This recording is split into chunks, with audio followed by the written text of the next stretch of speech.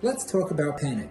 A panic attack is a discrete period of intense fear or discomfort that is accompanied by a number of intense, undesirable physiological sensations in your body, including increased heart rate, perhaps feeling lightheaded or like you're going to faint, sweating, shaking, nausea, and other symptoms as well. And it's usually also accompanied by a fear of dying or of going crazy, like this thing is going to kill you or that you're currently going crazy.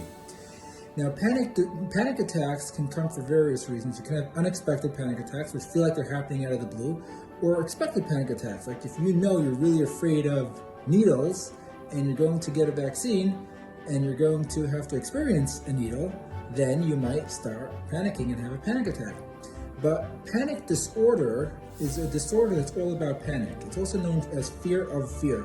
Because in panic disorder, someone's experiencing unexpected panic attacks and they're very afraid of when the next one is going to come. So as you can imagine, it's a very distressing disorder, but fortunately, there's a lot that you can do about it. First, from a cognitive perspective, recognizing that it's not dangerous and just uncomfortable is very important in treating panic disorder. And when you recognize that, then panic attacks start feeling like annoyances and, uncomfortable annoyances. You don't have to feel like you're dying, even if it feels like that in your body. You can recognize that it's not the case. In fact, often what maintains panic disorder is catastrophic misinterpretation of your physiological symptoms in your body. So if you're feeling a certain way and you're afraid that this is the start of a panic attack, it likely will develop into a panic attack.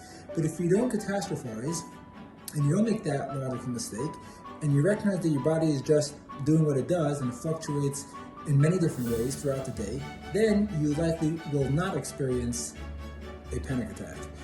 From a behavioral perspective, you can also do what's called interoceptive exposures, which is where you purposely expose yourself to these uncomfortable physiological sensations. So you purposely get yourself to feel dizzy or lightheaded or shortness of breath. You can run in place, for example. You can spin in a chair.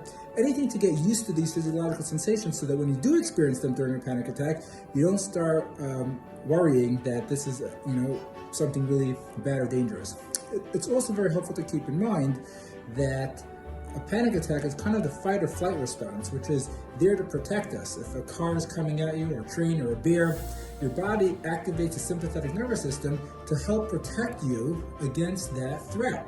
Because when it does things like dilating your pupils, or increasing your heart rate, or stopping the functioning of unnecessary parts of your body, including the digestive system, it's actually there to help you deal with the threat, to fight or to flight, to run away.